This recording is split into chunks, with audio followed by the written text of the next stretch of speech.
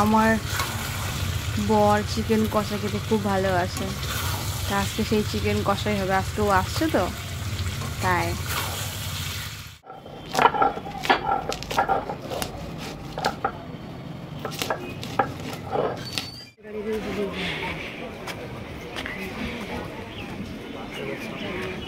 Hey guys, তোমরা সবাই কেমন আছো? আশা করছি তোমরা সবাই অনেক ভালো আছো।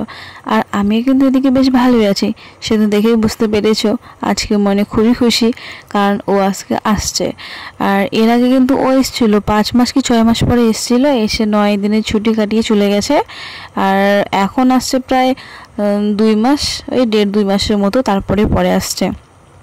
আর ও কিন্তু বাড়ি থেকে বেশি দূরে নেই, কাছেই, ধরুন 3-4 ঘন্টা দূরে আছে। ভিডিওটা কিন্তু আমি সকাল থেকে করিনি, পরে করেছিলাম। কারণ কি বলতো, যে সকালবেলা স্নান টান করে কাজবাজ করতে আর তখন আর ভিডিও স্টার্ট করতে ইচ্ছে করেনি। স্নান করার পরে আমি ভিডিওটা শ্যুট করেছি। এখন বাজে প্রায় 9টা থেকে 10টা বাজে, রান্না বান্না বসাবো তার জন্য। তো রেডি হয়ে কিন্তু চলে এসেছি রান্না বসাতে, দেখো। আর এই সাইডে না বাটনা করব। আর বাটনা করার মজার বিষয় হচ্ছে যে আমি না আগে সেরকম বাটনা করতাম না।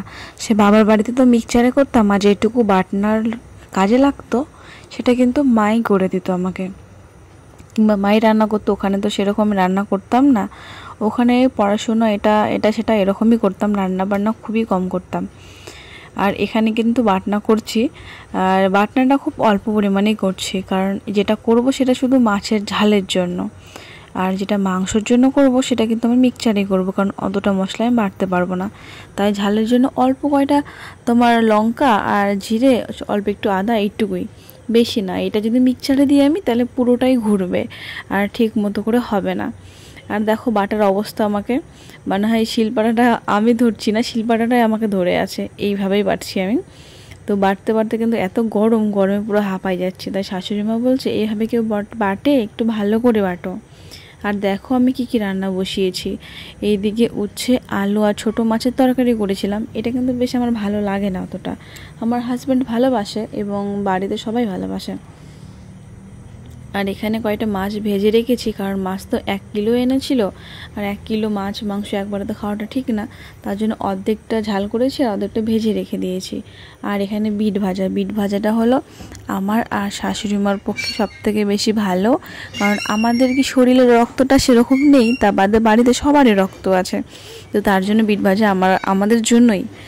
আর এটা হলো উচ্ছে না তোমার আলু দিয়ে কাঁকরোল ভাজা। এটা কিন্তু আমার হাজব্যান্ডের পছন্দ না কাঁকরোল ভাজাটা, কিন্তু তবু ওকে আমি খাইয়েছি, বলেছি এটা উচ্ছে, ও কিন্তু বুঝতেই পারেনি।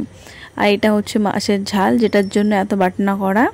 তারপরে কিন্তু মাংসটা বসিয়ে দিয়েছি আমি। আর এটার মশলা কিন্তু আমি হাটে বাটিনি, কারণ এটা মশলা মিক্সচারে করেছি, এতটা করা আমার পক্ষে সম্ভব না, আমি পারবো না।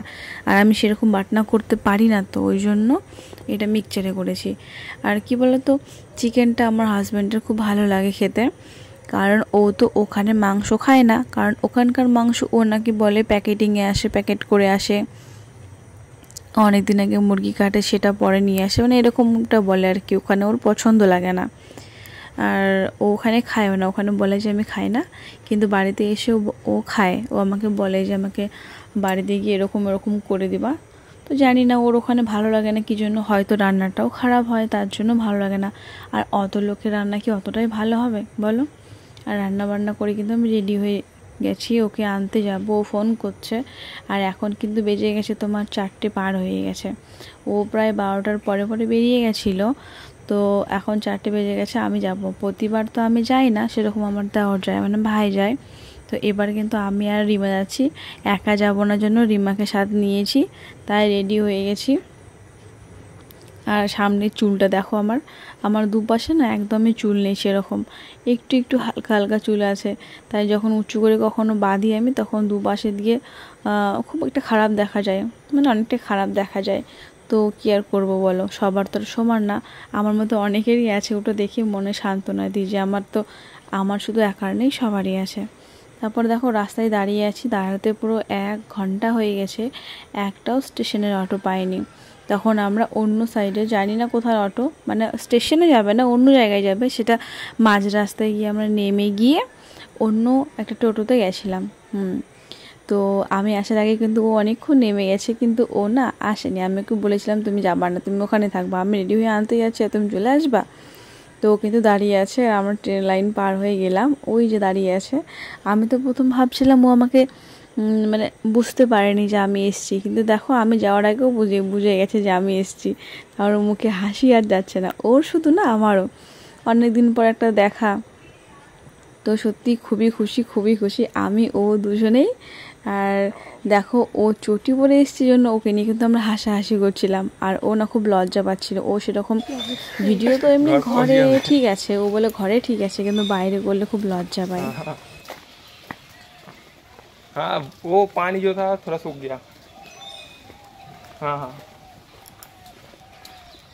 नहीं उतना तो नहीं उठा, उतना तो नहीं चढ़ा।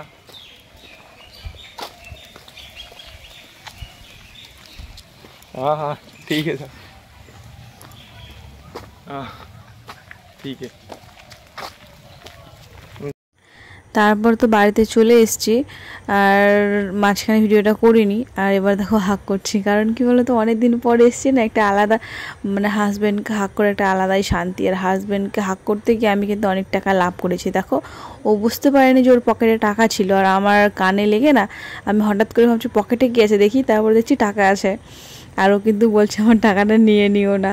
আর এদিকেও বলছে কি এতদিন পরে বউ নিয়েছে আর বারণ করতে পারে। তা আমার ভিডিওটা এখান থেকে শেষ, টাটা।